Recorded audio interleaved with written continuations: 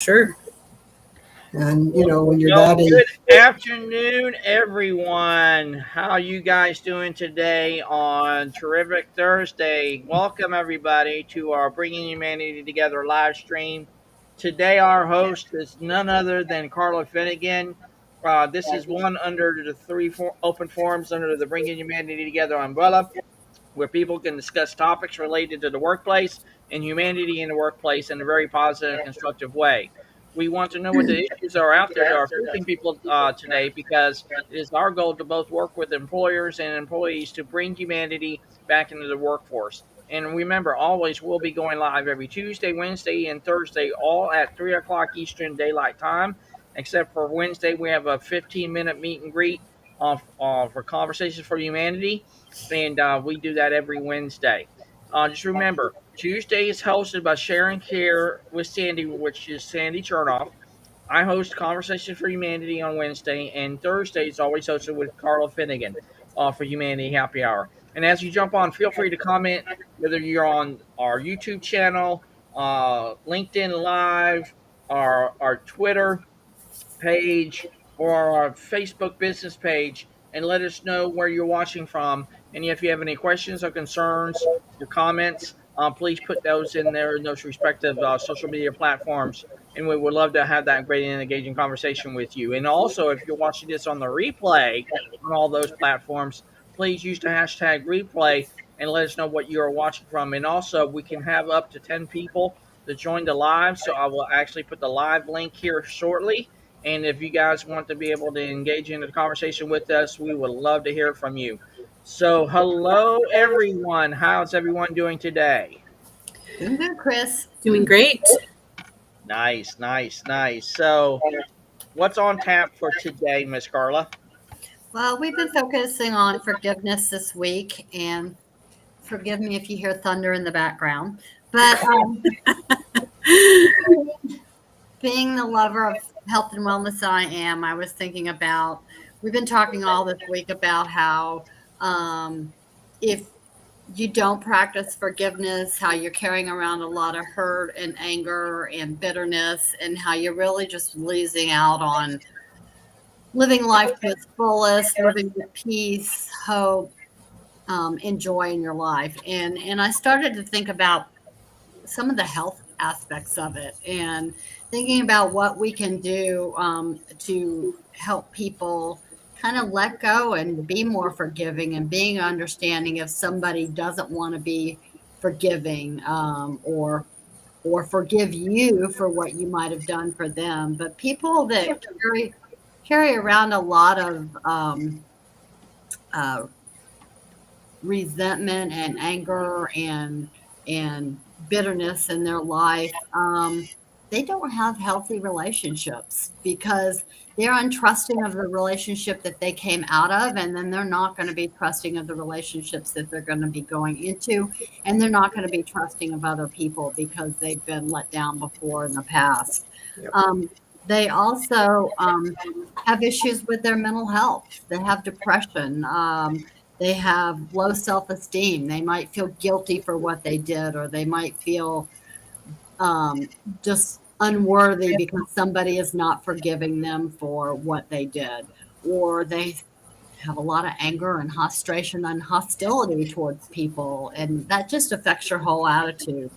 And physically, that can affect your blood pressure. It can heighten symptoms of depression, and it can even play a toll on your immune system, just because of the stress that it all presents in your life. When it lowers your blood, when you have high blood pressure, you increase your risk for heart disease too. So, people need to be working on that and talking about that. And I was thinking about, what can we do to help other people be more forgiving? I think part of it is people need to be aware of how what they say and do is being perceived by the people around them.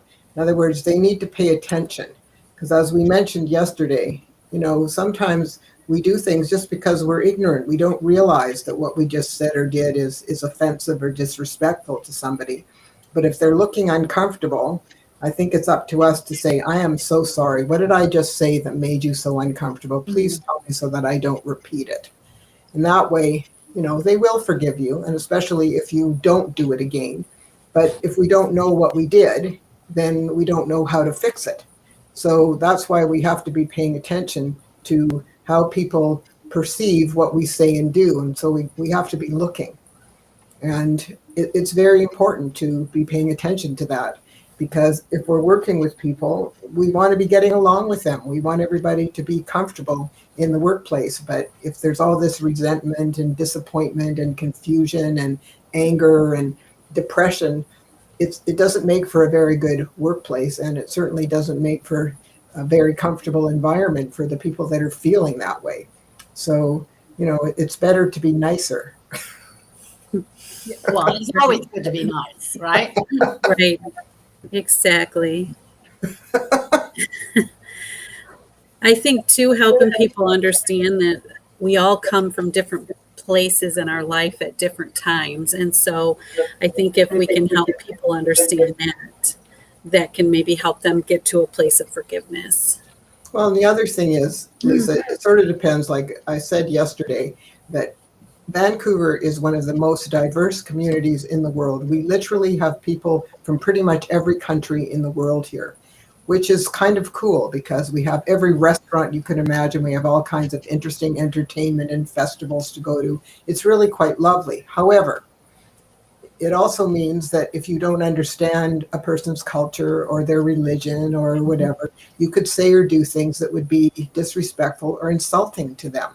Mm-hmm. So it's an opportunity to learn something, but you have to be paying attention to see if you have offended them, because if they're looking very uncomfortable or unhappy or angry or something, then you have to stop and say, I am so sorry. Please tell me what I just said or did that made you so upset, because I would like to know so that I don't repeat it again. I am so sorry.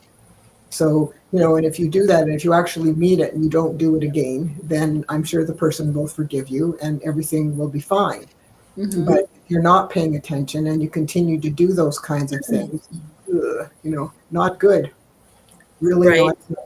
So we have to pay attention and we have to ask what we did, because, it's very easy to do something inappropriate if you don't know. And, we can't know about every culture and every religion and what is appropriate and what isn't. So, we can open our mouth and stick both feet in. It's just not good. Right. Have you ever been in a situation where you've asked someone for forgiveness and they've said no? No, I've never been in that situation, because generally I ask what I've done to offend them. Please tell me so that I don't do it again. And I'm so sorry. I just didn't realize. I guess I'm just ignorant about that. So, that way you tell them, I didn't do it on purpose. There are people who sometimes do these things on purpose. They do it just to get a rise out of people or just because they're nasty. But I think most of us would just feel bad. There are some nasty people out there. There's no question about that. But I think for most of us, we would just feel so bad. So yeah, it's just I don't think I've ever had a situation where I've asked somebody for their forgiveness and they've said no. No. No, I haven't. No, and I think it can be hard to forgive if someone keeps doing the same thing over and over again. Exactly. So the important thing is to remember that, if you've made a mistake, apologize and, work to not do it again. Because if you keep doing it, then it's not something that you could easily forgive because you're just afraid it'll happen again. But, again and again. Yeah. And again, right? Because like you said, Sandy, sometimes people they're not nice people sometimes. It's the reality in life, and you have to remember at that point that you can't change them. You just have to change how you respond to them. Yep. And there are nasty people out there. There are, sadly. Mm-hmm. But a lot of it is it's ignorance, and also because they're not paying attention. So it's like I told you, that cement company I worked with, and the guy got mad at me because I was making sort of some suggestions that they have to pay attention. Oh, the 6'7" guy. Yeah, who then You're looked at me and said, taking "You're away- taking away my freedom of speech." And I said, "No, I'm sorry. First of all, don't kill the messenger. I'm just bringing you information because the leadership of the organization has had a lot of complaints about certain things, and so I'm bringing you information so that this doesn't continue." And he was yelling at me, and the HR manager told me at the break that this guy just opens his mouth and inserts both his feet at the same time. So, but he did come up to me at the end of the session and apologize. But it was just, people don't understand and they don't realize, and if they're not paying attention, they won't understand that they offended somebody. So that's why it's very important to pay attention to how what we say and do is being perceived by those around us, especially if you're in a mixed group, where there are people from different countries and different cultures and, different things. And so we might inadvertently, out of ignorance, say or do something that's inappropriate from their perspective. And fair enough. We wouldn't necessarily do it on purpose, but, it can happen. So, we just want to be paying attention. And it's very important. Yes, it is. Well, it's important to be aware, like you mentioned earlier. It's important to be aware of what you're saying and how people are perceiving it or how they seem to be responding to it. And if you feel like there's an issue, it's important to find out what's going on. Is there, something I said or something I did? How can I make it better? Right. Yeah, exactly. How can I not do that again? I'm so sorry. So it's just, it's just a matter of letting people know. And you've got it. That's why you have to be paying attention. Because if you're not looking at the body language, you'll miss the opportunity to fix it. Right. So, we have to pay attention to that. And, I think, I'm sorry to say this, guys, but I think women pay attention more to that than most guys do. But it doesn't mean that guys can't if they're made aware of the fact that it's something they need to do. So if they want to make sure that everybody's happy, then they have to start paying attention to things that they normally don't pay attention to. That's all. Because it's not something that's usually terribly intuitive to men. Right. Women just tend to pay attention to more of those things. I don't know why. I guess we're just annoying. But a lot of guys just, they miss it. They just totally miss it. And so it's just a matter of understanding that's something that, especially when you're with a diverse group of people, that you need to pay attention. Because, depending on where you live, if there's, people from South Asia and people from Japan and people from China and people from Africa and, different things. Like I went and got my teeth cleaned yesterday and I had a new hygienist I'd never had before. So I asked her what her name was, and it was a very unusual name. So I said, "What kind of a name is that?" She said, "I'm from Kenya." And I said, "Oh, isn't that interesting?" I said, "I've actually been to Kenya." She said, "You have?" I said, "Yeah, we went there on safari." She said, "Oh, did you have a good time?" I said, "Oh, we had a wonderful time." So, it's kind of interesting. But, again, what are you doing? So it's just a matter of, again, paying attention to some of these things. And of course, she had a mask on and she had a shield on and she had a light inside her shield. I can't believe how she was all set up there. It was kind of interesting. But anyway, that's okay. They had the window open. I mean, they try very hard to keep it safe. I mean, I had to take my mask off because in order for her to clean my teeth, I can't have my mask on. So I had to take mine off. And Yale came in the afternoon and he had a different hygienist. But our dentist wasn't there. He was on holiday. So we had his partner come in and do the exams for us. And I'd never met her before. So that was also kind of interesting. I said, "You let David go away?" He said, "Yeah, if he doesn't get a vacation from time to time, he gets a little grumpy." I said, "Oh, okay, good idea then." Yeah, that's a wise move on their part, right? Everybody needs a vacation. I'm ready for another one. Yes. Well, I think everybody needs some time away where they can relax and, just let go of all the stresses and, things that kind of drive us crazy all the time. It's nice to get away. There's no stress these days. Come on, Sandy. Who are you kidding? Yeah, nothing going on that's stressing Yeah, us. nothing going on. No. So Yeah. Brian, what's your thoughts when it comes to the forgiveness, especially not only from a leadership dynamic, but in a total workplace dynamic? How does that look like and mean to you? Well, I think for is an interesting concept. I mean, we tend to default to saying sorry or have someone say sorry to us.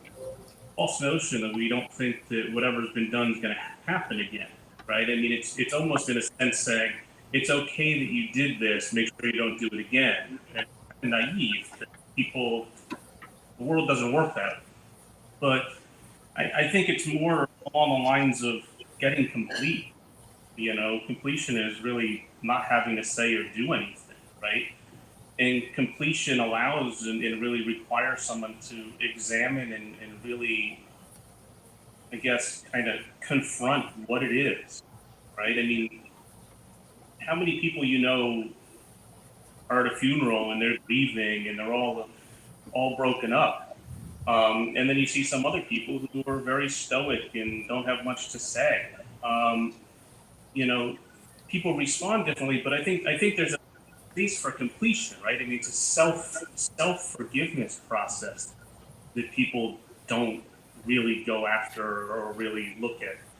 Um, when we you talk about being aware and making sure that we're saying things appropriately to people and not trying to offend and being aware of all this stuff, which is fabulous. It's just there comes a sense though that you have to recognize that we're all causing, right? I mean, Chris, we've talked about this. Suppose you've never actually been insulted in your life, Mm-hmm. right? If you look up the word insult and it's going to say, Chris, I'm going to insult you, right? And how it is, like we take words, we take meanings of words, we portray them as insults to us, even though the word doesn't mean that, or that's not what the actual sentence is about it. Like we create so much external meaning about this stuff that we take on as saying, well, that's insulting. Well, that's my perspective. I'm creating it, right?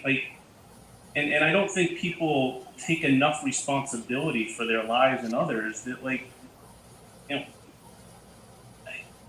what other people say have nothing to do with what I have to do in life. Like, you can say what you want. That doesn't have any impact on my happiness, right? It has nothing to do. You can say sorry all you want. And I think it was Carly, you asked if you ever had someone where you say sorry and they say, no, I don't forgive you. Well, I've done that to other people. No, I don't take your responsibility. No. Why would I accept your apology? You can apologize to do anything. Like, I have to come to with what's occurred. I have to get complete with the situation. It has nothing to do with the other person. And I think this is where we get caught up, that we really believe that people around us actually have an impact on us, more so than they really do. Now, I'm not saying that we don't want people to be in our lives. I'm just saying we allow people to impact our lives a lot more than we probably should. And it's not to say that you don't love people and want to, have relationships with people, but yeah, people say things. Like, suppose you went through life this way. Suppose you went through life dealing with people's greatness, right? Just as we just deal with people being not nice to us, but we actually gave them more space for their unhappiness, for their miserableness, right? You give them space to be that, as opposed to condoning them for being that. See, there's good, bad, and different, right? I mean, not everybody's happy all the time, not everybody's upset all the time, but we tend to like people when they're nice to us, and we don't like people when they're not. But imagine if we flipped it around and we gave them more space for being, you know, whatever you want to call them, a toxic person. Give them more space to be toxic.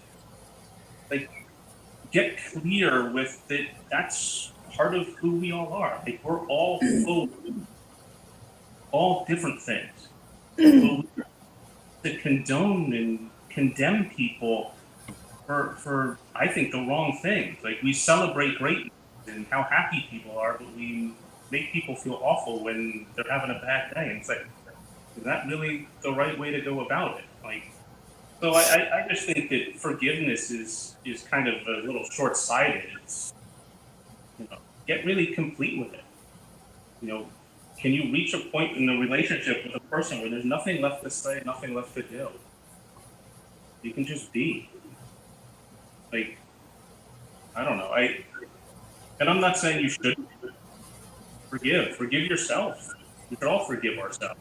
I mean, we're all doing the best we can, but we kind of beat ourselves up every day, right? Of how miserable we are, or we're not smart enough, we're not good enough jobs. Okay. I mean, look at social media. It's all about, finger pointing and accusations and who's wrong. And it's just like, okay, if you want to do that, go ahead. Well, a lot of people put their misery on somebody else. I'm miserable because he left me. Well, he doesn't give two hoots about you now. It's all on you, and you have a choice to get over it or not and move on. But if you don't get complete with it, if you don't deal with what it actually is, it will overstep.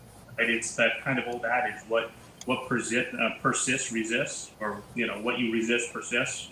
I don't know. I just think you can.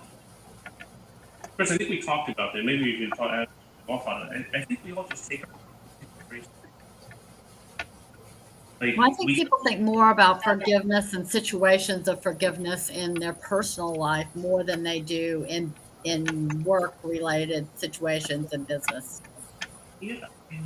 It just has, I guess it's when it's in your personal life, it tends to have more of a deeper feel to it than just, I was working on a project and I screwed up. Please forgive me. That's completely different than things that happen in your personal life. I mean, Carla, why do you think we do that? I mean, it's the same thing. We're just changing the meaning of the story. I mean, why are we adding more importance to people on a personal level than I think on a personal level, it's probably more emotional than it is in a work situation. That's the only reason I can come up with. I don't know. I just think we can give ourselves and people around us a little more grace with what they aren't. There's way too much finger pointing and yelling at each other of what should or shouldn't do and imposing our beliefs on others. It's no. I don't have the answer to you outside of I'm going to make my own decision and choices based on how the information is presented to me, and you can make it based on yours. Right? Like, at some level, it becomes kind of this conversation of like, I'm not going to call you on your BS if you don't call me on mine. Are we cool? Awesome. Like, that's how we go through life. Like, and then maybe we just need to be a little more direct with. Well, Brian, this is what occurs for me right now as you're speaking, and I think I'll go back to what you just said earlier about just doing the best that we can, and just allowing ourselves that grace in that space. And not only from a leadership dynamic, but just from a personal dynamic, especially even in the workplace, that if we let people just be who they are and just say, hey, if I make a mistake, then so be it. I make a mistake. We're all human because we're not totally infallible. Because if we were perfect creatures, we wouldn't make one mistake at any given time in our lives. But we take so much, not only criticism, but we also give out that very said criticism to others, to where we just do it from, and I could be completely wrong, but most often than not, we do it from an emotional place, not from a rational place. And yes, you're right, Michelle. We're our own worst judges. We are.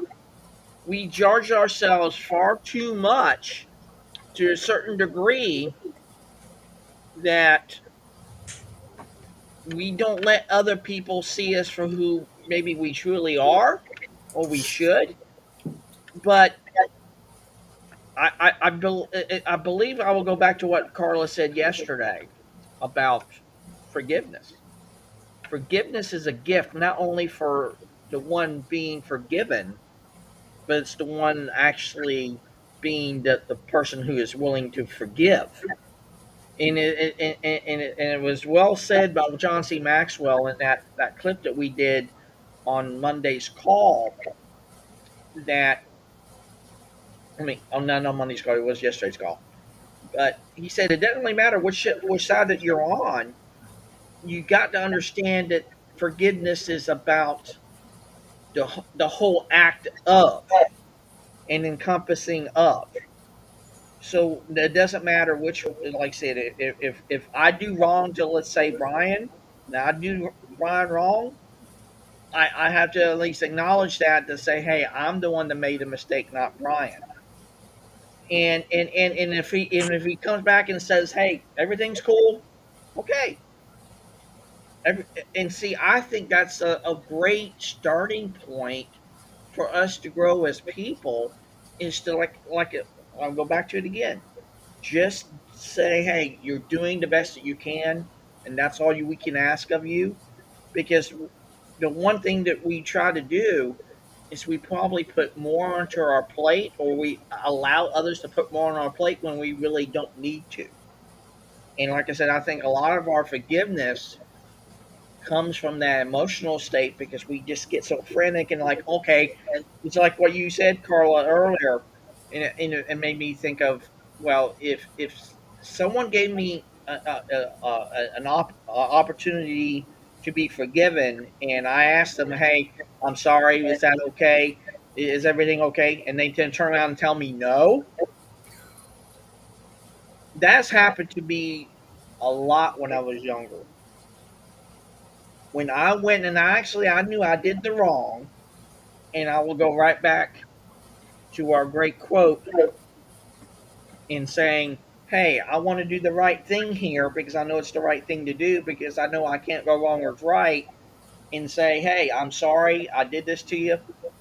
But yet they didn't give me the sense of forgiveness, because even though I forgave myself, I think more often than not, that grace can go work both ways, to where the person who is wanting to look for that receiving end of the forgiveness, if they don't get that, they don't feel whole.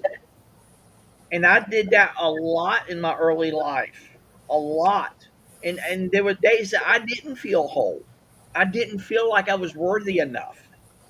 Even though I did the wrong thing initially, I just came right back and said, hey, I'm sorry, I didn't mean to do that.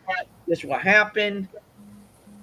And I thought everything would be under the bridge, but it wasn't, because some people, just like you said, Sandy, there are just some people that are just that way.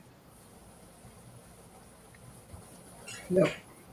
It's true. Yeah, Brian, you got to go in more deeper with that. I would love to hear your thoughts on that.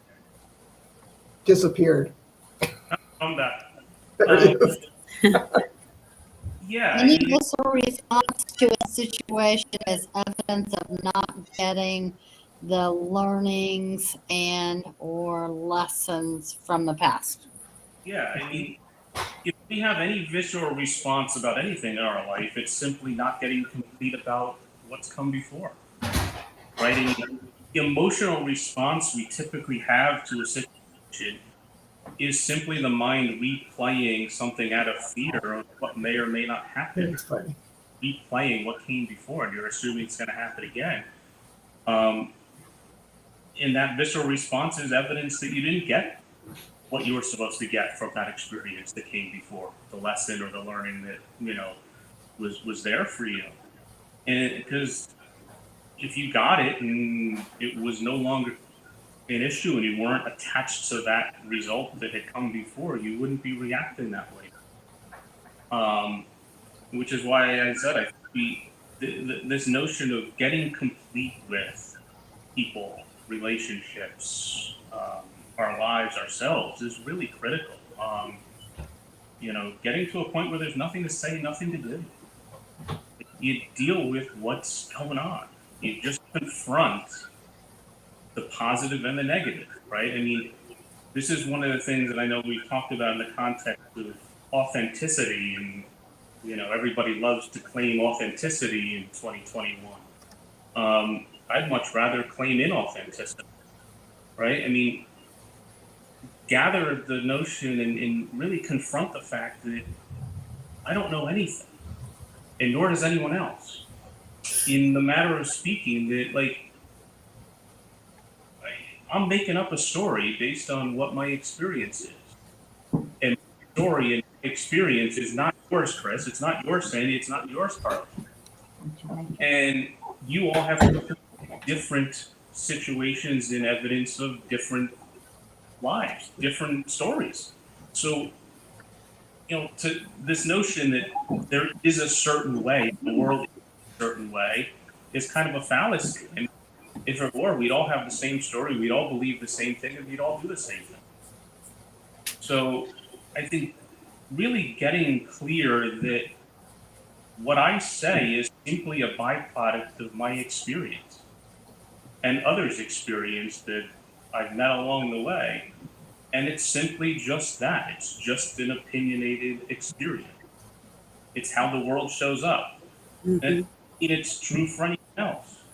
Take it, put it up against your experience, and check if it's validated or invalidated. And that's all we kind of do. So I think this notion of, visceral responses, that we get attached, that we think that our lives are right. Chris, I mean, if we have a conversation about, let's just say, college football, you're a Florida Gators fan, I'm a Miami Hurricane fan. Suppose you give me all the evidence, supporting evidence and data to show me that Florida is a better football team than Miami. And I have a visceral response negatively, right? In many ways, it's an emotional response, but I'm not willing to objectively look at and consider other possibilities. Yep. That, hey, maybe what you have is valid, or the inverse if we had a conversation with the other way. So I think we get so attached to our own belief system that forgiving someone is more about us making sure we're okay with what's going on. What if the other person, Carla, doesn't want forgiveness or need it? What if they don't care? What if it's not really important to them? What if what they've said or done, they've moved on, over, done with, and are we going to get an apology from the U.S. military for doing such a bang-up job in Afghanistan? My point is, does it really matter? That's what it is. Why do we need forgiveness for others or from others, when I think really the person that should be giving the forgiveness is ourselves? We have to kind of come to terms with that for us. Why put that on someone else? I think we tend to apologize because we feel like we've hurt that other person, and we don't feel like it's right to hurt another person. Well, how do you know? How do you know you've hurt them? By the look on their face. By either their body, by the way they react. Something that we said that didn't come out appropriately, or I can sit here with my arms crossed, body language. We don't think it's right. Whatever we did, we don't feel was right. Uh-huh. we feel like there's something that we can't put our finger on, like Sandy was saying, you look like I've done something to offend you. Please tell me what I did so I don't do it again, because we feel like we are the offender. So are we trying to forgive ourselves or the other person? Well, we want the other person to forgive us. I guess it's for us so we feel better. I don't know. And Michelle, you're absolutely right. Number one, you're a BYU fan, and I guess me and Brian will have to go with you on that one. Let's see. Because Lisa's we have Michigan. our different. Sandy, what's your favorite college team? MSU, Michigan State. Oh, there we go. There we go. We're gonna have a Spartan moment, evidently. I got the Georgia Bulldogs covered. We can't have, because there's no other Michigan people here. Okay, if we're looking at universities, I went to Oregon, so it's the Oregon Ducks. Oh, and their yellow shoes? Yeah, okay. That's They funny. have the funkiest uniforms. Mhm. They have the funkiest uniforms. Yeah, but Michelle, you are absolutely right. When you said this just a second ago in our chat, You mentioned that that you feel the same way. These days, people get offended way too easily. Oh, yeah. Well, it's partially because everybody's so stressed out with the pandemic and with the climate change stuff that's going on and everything. So people are already stressed I think out. for some people, it's the trend to be offended. Let's see. What can I be offended about today? I'm serious. Yeah, I think so too. Yeah. Yeah. You know, what can I be offended about today? Well, I will go right back to Brian's what he said earlier. It's like, have you ever been insulted in your life? Are we as people going to be allowing others to literally dictate the way we live our lives and how we react? Chris, let me ask. And you got to expand on that, saying people believe that they are the effect side of the equation. Yeah, people like believing that circumstances, situations, and people around them have impact on their life. It's because someone else or something else happened, and that's the reason I'm in the situation I'm in. They don't take the notion that we could be caused in the matter and we have a choice in the matter. One's powerful, one's not. But it's a little like leadership. I mean, you mentioned leadership earlier. Do you need forgiveness from your leader when they make a decision? Right, wrong, or indifferent? I mean, we're all making decisions based on the evidence that's in front of us. And usually that evidence in front of us is certainly not complete in any shape, or form. Most of the time we're making it up. We're making assumptions. We're basing it on a model that was, designed or something that may or may not happen. So, we can blame a lot of things outside of us for where we are and why we are. And that's what I think you see happening. That people are much more disassociated with themselves and their lives, right? I mean, we can blame our bosses, we can blame our governors, our senators, our presidents for why we are and where we are, right? You can blame that the internet went down or something, I don't know.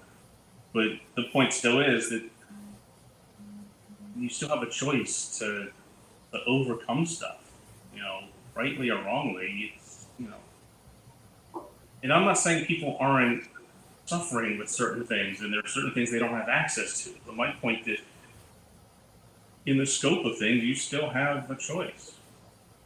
And that's what I mean by being at the effect of.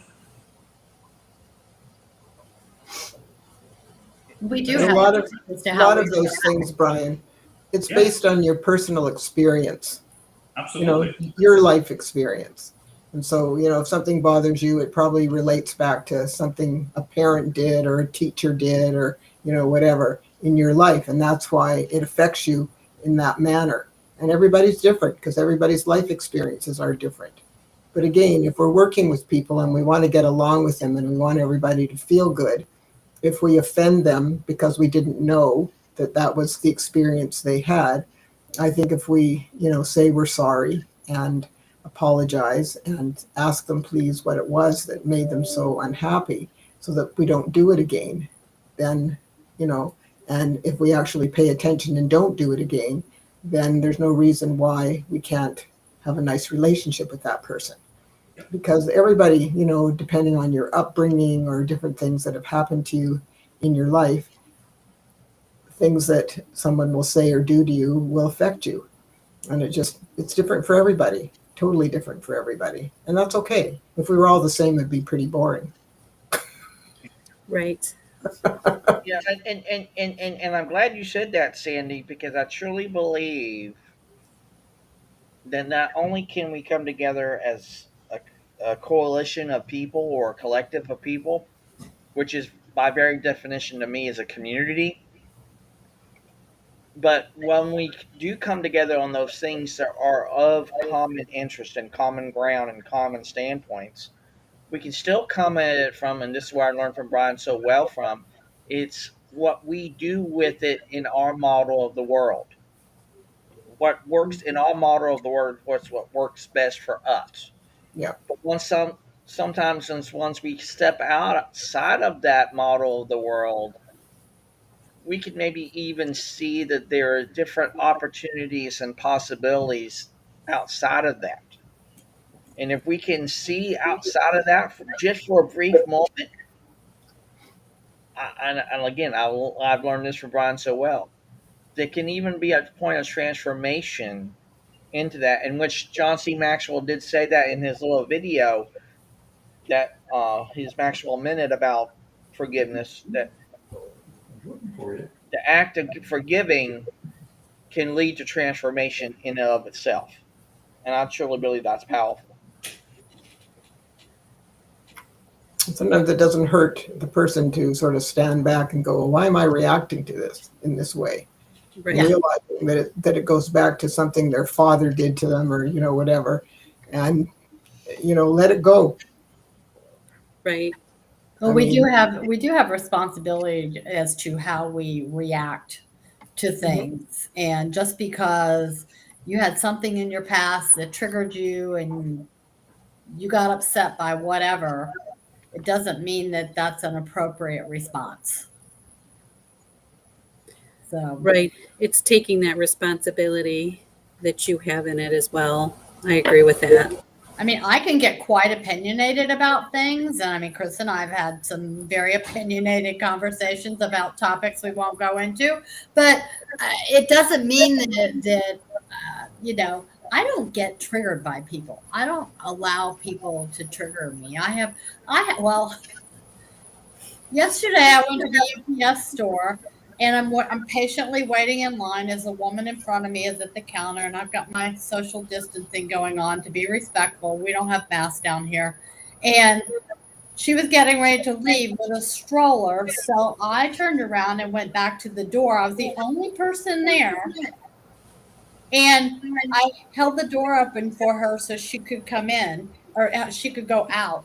As this other woman comes in and walks straight up to the counter, while I'm letting the lady with the stroller out, and I walk in and I'm looking like, where did she come from? And realized she came in behind me. And I thought, you know, I could really get upset about this and really go, you know, you stepped in front of me, you know. But I just said to myself, well, evidently she needed to get served faster than me. I just really just shook my head like, people don't think past the end of their nose. True. That's true. But I don't let people trigger me per se, you know. And I tell people, oh, you offended me or anything like that, you know. There are people who are there. What are you laughing about?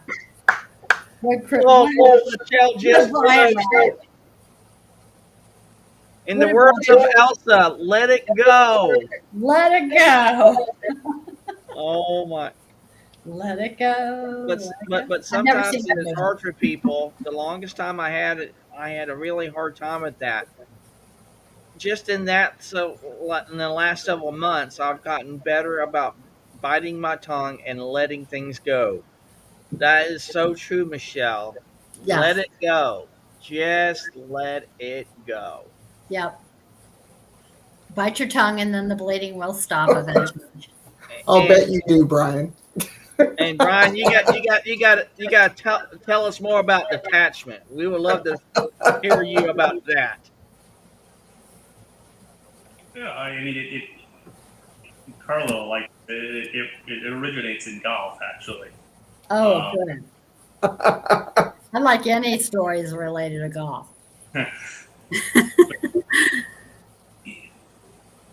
I detach from the result on the golf course. I did that last night. Yeah,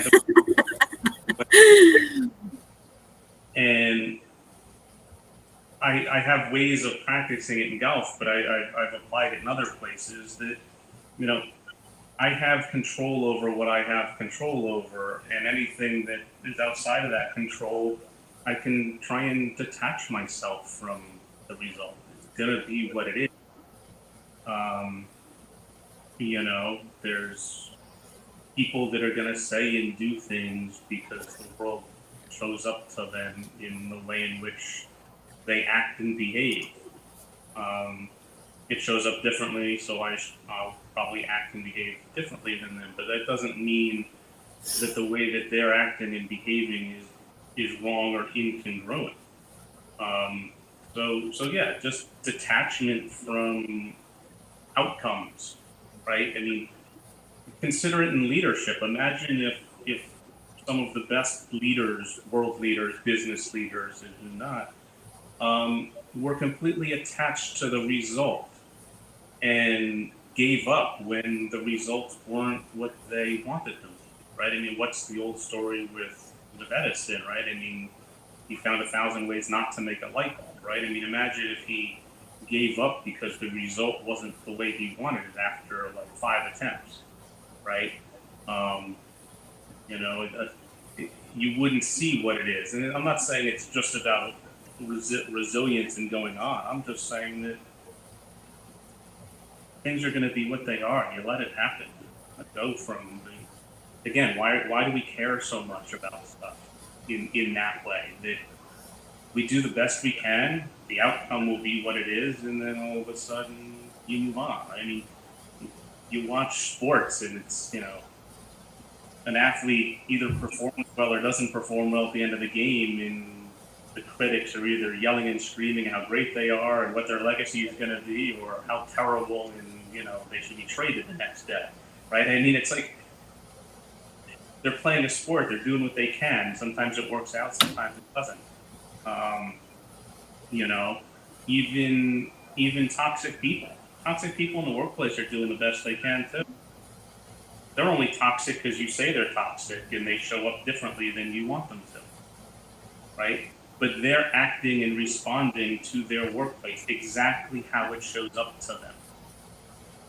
See, people don't act uncoordinatedly or in situations. So it gets back to that kind of giving and being complete with people, allowing for people's junk. Give them space to be a jackass. Like, and then celebrate it. Like, embrace that. Let them be that. It's okay, because we all are at some time. And I think that's what's missing in the workplace and in society, Chris, is that we don't allow people just to be whatever they are. We're always judging, evaluating, and so forth. Okay. They're doing the best they can. That doesn't mean it's what you want or what we want. And if they're not doing the best they can, I don't know. How do you prove that?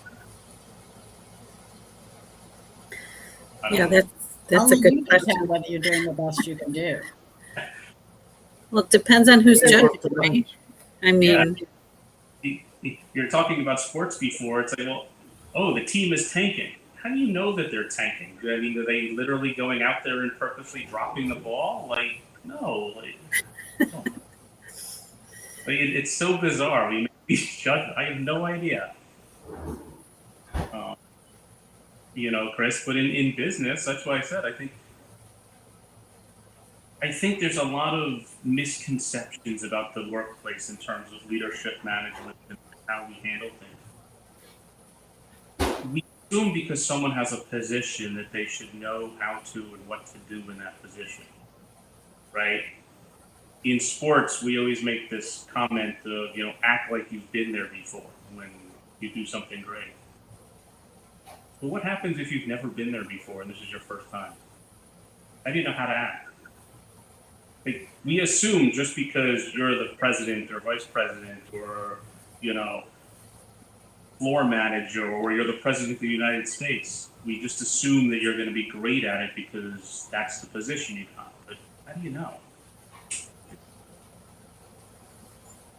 And I'm not saying that the president is good, bad, or indifferent. I'm just saying he's never been there before. How do we know what they're going to do or not going to do?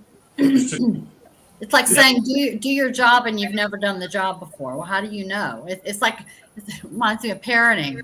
Be a parent. Well, I've never been a parent before. The only thing I had to go on was how my parents were, and I know I didn't want to be like them, but I don't know how I want to be, Yeah, I mean, so it's easier said than done, How are you going to respond when your kid wakes up with, crying at 3 a.m. because, they don't feel well? Like,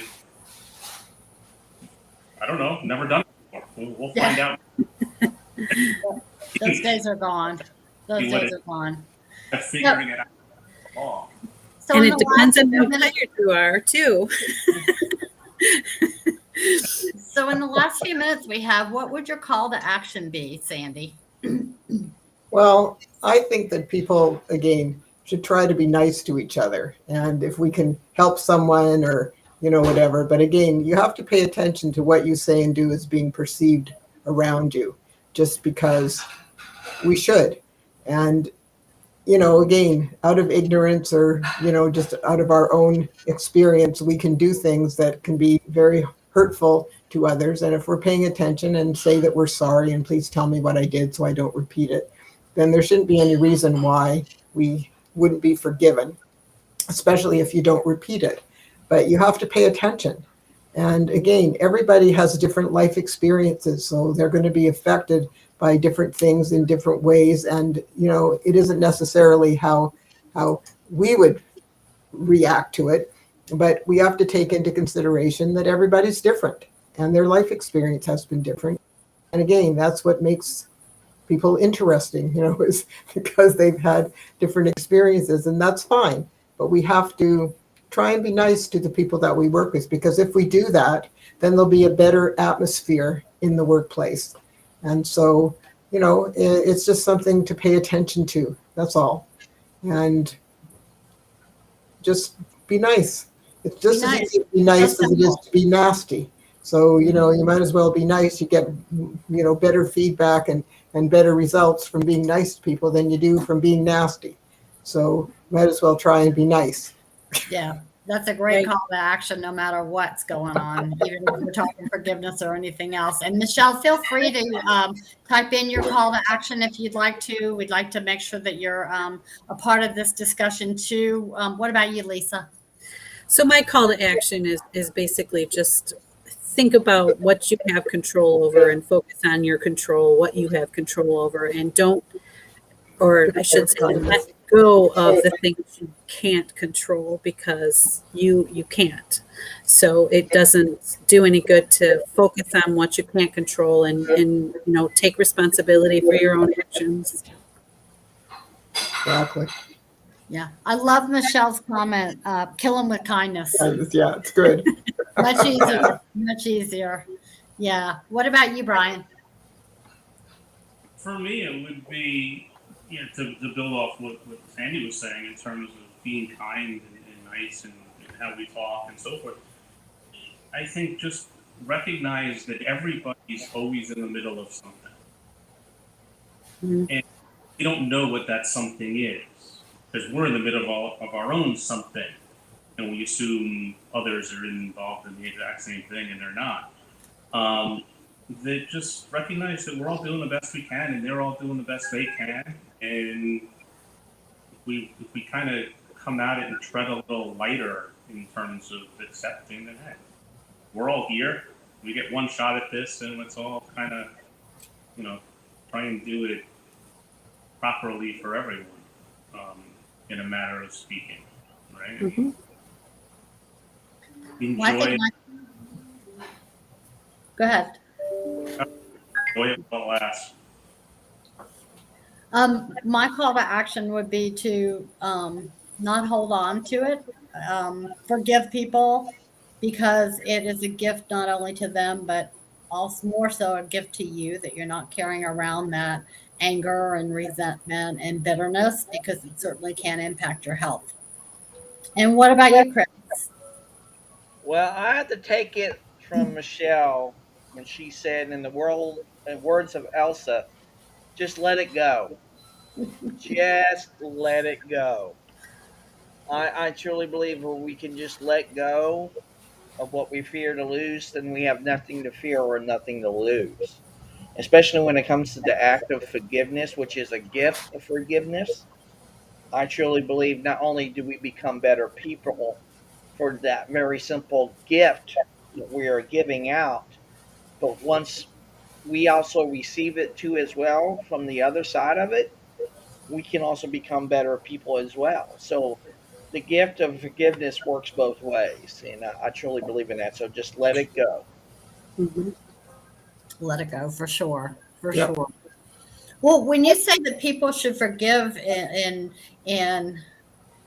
not be fearful of losing what they fear to lose, what do you think that they're fearful of losing?